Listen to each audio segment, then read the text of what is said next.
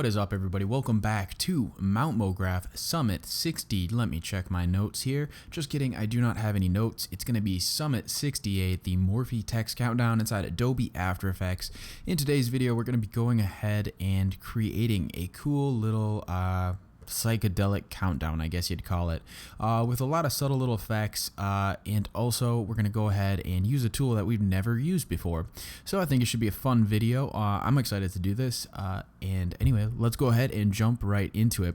So I already got my comp set up. I got the 1920 by 1080 10-second timeline, 30 frames per second, really straightforward. So let's go ahead and just real quick create some text, because we're going to go ahead and make a countdown, so we're going to want to have some text. So I'm going to do 3, 2, 1, and for our reference, I'm going to go ahead and just type a 3.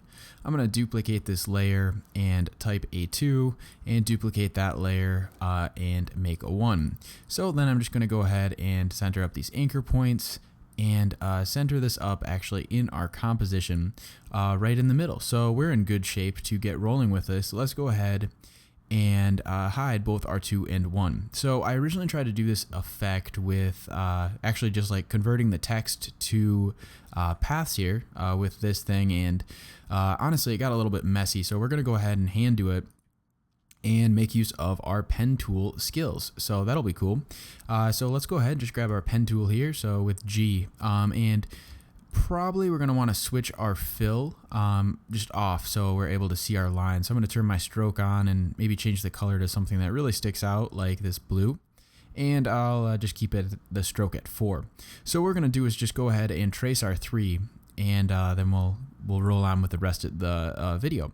So this is kind of that initial step that's going to be a little bit boring, but you get to use Bezier handles and kind of practice your pen tool skills. So that should be kind of fun. I'm going to go ahead and just kind of do this rough. I'm not going to spend a ton of time with this. And yeah, I don't know if I should speed up this part or not. Let's see if I do in the edit. If not, I guess I'll just kind of talk here.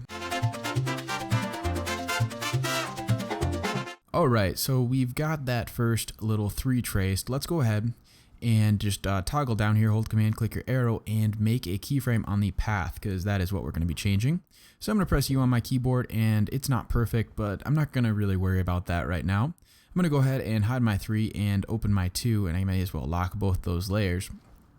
And so now go forward in your timeline to maybe 1 second here, and with your path tool selected, we're just going to go ahead and move these points we just made to line up with R2, which is kind of going to start to give us this morph effect. So this is where you're going to want to be a little bit careful with your Bezier handles and really trying to line things up. So once again, I'm going to just go ahead and speed up this video so you don't have to just watch me blabber away and click these keyframes.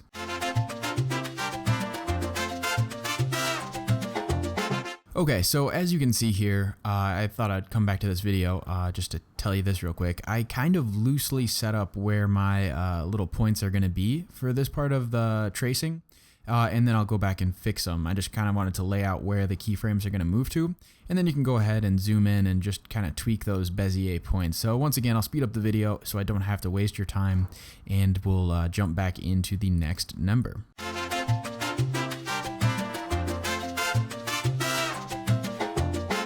Alright, so we're back. We've got that 2 traced, and it looks pretty good. So now our transition is going to be kind of cool between those 2 numbers, and this is a lot easier than tracing it and just pasting the path, because you'll kind of get some janky little keyframes there. So let's go ahead, trace that 1, and then jump onto the cool parts of the video.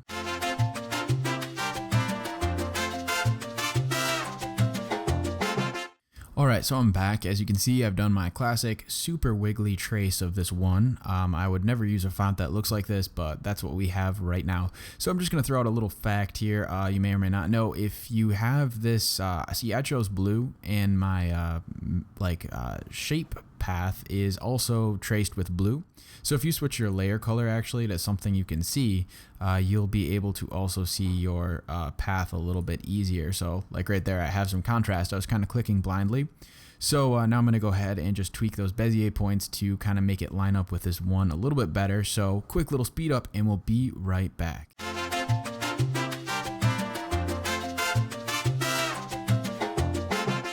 Okay, so we are back. As you can see here, I have okay, it's traced okay. It's nothing fantastic, but we do have that little morph between the numbers.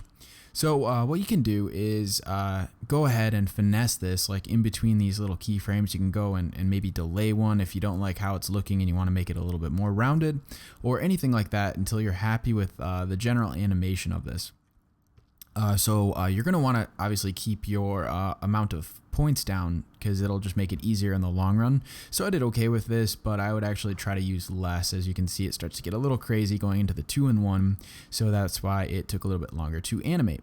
So there we go, we have our quick little animation, and it's pretty smooth. I'm actually alright with that movement, and we're going to be able to kind of sneak in a way to make this look even smoother in the next couple steps. So let's go ahead and just add some easing on here so we have a nice little snap into the places, and that looks cool. So I don't really need these numbers anymore.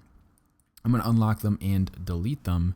So what we're going to do is grab these keyframes, copy them, and just paste them you know, a little bit after. It doesn't matter how many frames, just so now we're going to have like a kind of a lock into each of the positions before it goes and changes. So there we go. We have our animation. It gets a little rocky right in here. So I'm guessing that's something to do with the Bezier point. So like right there, I could just kind of smooth that out and go ahead and tweak that for any of the in-betweens between this little animation. But that was the only one that really stuck out bad to me. And other than that, I'm cool with this. So let's go ahead and switch this stroke. We're going to go ahead and turn this off, and we're going to turn our fill on, and you know, pick some color. Doesn't matter. We're going to go ahead and make this look super intricate. So with our first layer selected, that looks great. You know, wow, what a phenomenal number animation we have going on. So let's do our classic duplicate and change the color. So I'm going to duplicate it, drag it below my original one, and just change the color to something that might have a nice contrast. I'm just guessing here that a teal will look all right. So we'll press U to see our keyframes, and press Option on your keyboard, and just do the mouse tool, or not the mouse tool, sorry, the arrow keys on your keyboard to kind of stagger those keyframes, or you can just drag them over manually. So that is not a very good looking color. I'm going to go ahead and try to find something that looks a little bit better, maybe this red. And then I'll duplicate this layer one more time, drag it beneath, and do the same thing with this stagger. So I'll do the Option hold and click over on my arrow keys twice, and then I'll switch this color to once again get a nice contrast, and maybe the blue will work now. So there we go. We have our animation. Now when I play it, I'm going to have this nice little staggered effect that looks pretty cool. So let's go ahead and make a composition out of this, or a pre-comp. So I'm going to do Shift-Command-C on my keyboard and name this numbers. So there we go. We have our sweet numbers. And I'm going to click into my numbers and just find this first keyframe for our original animation. So what I'm going to do is go back. I'm going to actually close this pre-comp into our comp we just made and grab a new effect called Bezier Warp. Or it's not a new effect, it's a new effect for tutorials or summits. So let's drop that onto our layer and create keyframes for all of these little options. So this is a cool effect to kind of make your animation look super intricate. So what I'm going to do is just copy all these keyframes, click forward into my numbers pre-comp, and press K on my keyboard till I hit that next set of keys right there for the top layer, and just paste it in place. I will copy both of these, go back to my numbers, and find the next kind of lock into place. We want these keyframes to just kind of time out with every time the number, the top layer, kind of snaps into its resting position. So there we go. I've pasted 3 sets of keyframes, and now when I play this animation, well, it's going to play a little bit slower, so I'll actually knock the resolution down to half since it's in a pre-comp, but there we go. So it's playing, and nothing's happening, and that's where this Bezier Warp is going to come into play. So in between each of these number transitions, we're going to go ahead and change some of the keys on here and get this cool effect. So I'm going to select my Bezier Warp tool, and actually, you know what I should do is click into my numbers composition and do Command K on your keyboard to see your composition settings. And we're going to change the width quite a bit, actually. Let's see how small we can make this. I'll make it to 800 and maybe 600. Is that going to work? So I'll press OK. Let's see where we're at. So I'm going to do Command K one more time. We actually want it to be as small as we can make it into where our numbers are. So I'm going to go ahead and just shrink my height a little bit and my width a little bit more. We do want to have some room for where the numbers are going to line up, but that looks pretty good to me. So I'm going to click OK on my keyboard, go back into my comp one, and now the Bezier points are actually kind of around where our composition is because this is a pre-comp. So this will be cool. So in between each of these animations, as they move, we're going to want to add a little bit of kind of bend to make this look more interesting. So you can kind of bulge and bend with this Bezier Warp in a really interesting way. So as this is coming down into the 3, we could go ahead and maybe accentuate this by dragging the Bezier thing down here. Whoopsie. You want to grab these little kind of like target looking points.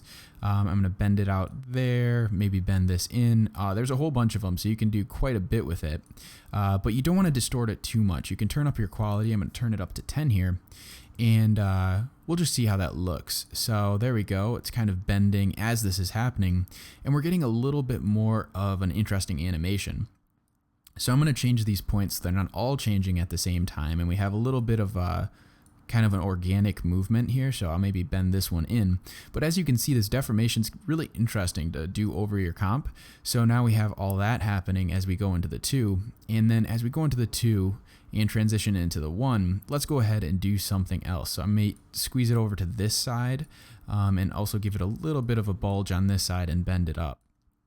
So I'll grab all these keys and just add some easing real quick, and we'll check out what's happening. So now when I play this, we have this really kind of interesting little snap into each of the various positions. So let's check this out here. So that's cool. I'm pretty happy with this. Let's go ahead and actually smooth out some of these points just a little bit more by grabbing something called a simple choker. So we'll grab the simple choker and place it on here and just maybe turn our quality up. I'm holding Command so it changes in decimals. You probably hear my dog in the background. Let me go ahead and pause it. All right, we're back. Sorry about that. And let me go ahead and hold Command and keep toggling through this choke mat until I get a nice kind of rounded corners, and some of those hard edges from the deformation are a little bit smoothed out. So now when we play this, we're going to have a nice little animation coming together that looks pretty cool.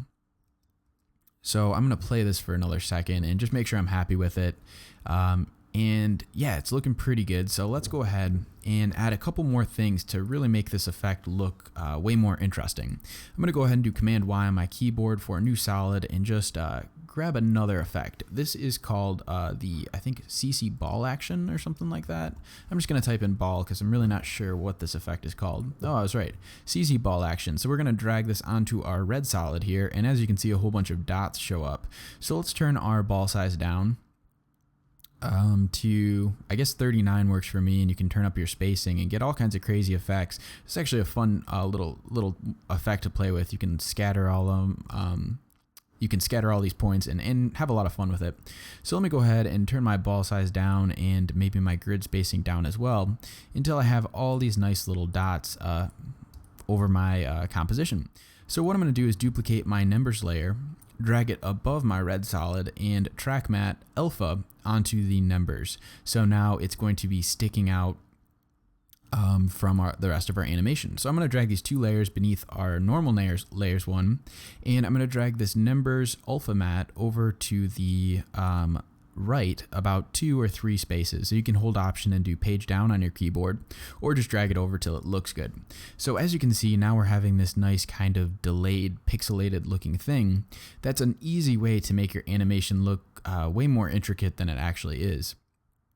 So let's go ahead and duplicate these 2 layers and drag this beneath both of them again, or actually let's keep it above. And what we're going to do is do Shift Command E to delete our effect that is on our effect controls, and we're going to grab another effect called Venetian Blinds, and we're going to drop this onto our solid as well.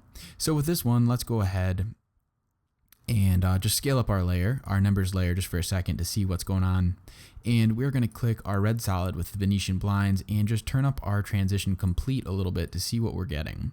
So let's go ahead and rotate this maybe diagonally or just something kind of interesting like this, and turn our width up a touch and maybe our transition complete. So we now have this nice little line deal going on here. So that looks cool. Let's go ahead and just leave it like that. We're actually going to keep this one kind of static, and we're going to go back to our scale of our numbers and turn this down to 100. So that's cool as well. So let's click U on our keyboard to see our keyframes. We have a bajillion. And we're going to once again line up a couple things with when these animations are locking into place. So if we go to the numbers with that Venetian Blinds on there, we're going to set a keyframe on our scale and go back in time to this other keyframe here and set a keyframe on our scale. We'll copy these two scale keyframes, paste it on the next group here, and then go forward and paste it on the next group. So we have a lot going on. Let's go ahead and take a look in the middle of these animations. So we have the delay, but we could still make this look cooler. So let's just pop up our number 3 for a second, and then let it scale down back to 100%. And then in the next one, why don't we scale it down? So that looks cool. We're having a nice little staggered effect. I'm going to switch my red solid, so Shift Command Y on my keyboard, to some other color so we can get a bit of a contrast going instead of all red. So that's cool. I'm going to press OK on my keyboard, and I might switch my my mode here to something like color burn, or I don't know, just go through here and find something you like, maybe linear dodge. That looks a little bit better. Actually, what I should do is switch this to normal, drag this to the back, and switch the dots to linear normal, so we get a nice little change. So I'll do linear dodge or lighter color. What did I say? Sorry, a little all over the place today. Let me go ahead to linear burn. Maybe try one more. Linear dodge. That's what I wanted. So I'm going to go ahead and just turn down the opacity on it so it's not quite as apparent, and also the opacity on our blue too. So now when I play this animation, we're having quite a bit going on, and it's looking, you know, pretty cool. We could definitely tweak things a bit. So I'm going to do U on my keyboard, and actually make sure that I have added some ease to this scale here. So I'll do this so it changes nice and snappy. I might have added a bit too much of the scale, but the idea's there. So there we go. Starting to get a cool little animation together, and I think we could still kick it up a notch. So let's go ahead and create a new null. So just new, and you can grab a null object. And let's position this near the bottom of our 3. And then we'll parent all of these layers to our null object. And we're going to go ahead and press R on our keyboard for a rotation and set a keyframe. And then let's take a look at our numbers here. Or actually, we should take a look at the scale keyframes here, just to line it up so we don't have to see all the keyframes. And we'll set a keyframe on the rotation. Go forward in time and set another keyframe on the rotation, and do the same trick we've been doing before, where we just kind of set keyframes to just hold our position as we change. So as this is going, I think it would be cool if we kind of rock this number to add a little bit of dynamic motion as it's kind of wiggling around and changing. So that looks like it might knock over this way, and then it kind of settles on the 1, but maybe it goes all the way this way before. And then I'll just add some easing, and we'll take a look at our animation. And as you can see, you're starting to get this really, really interesting little animation coming together that looks pretty complex, and it looks like we did quite a bit of work with maybe like a turbulent displace, or moving around an object, or even just going crazy with the path tool. But so that's it. That is the Morphy text countdown inside Adobe After Effects.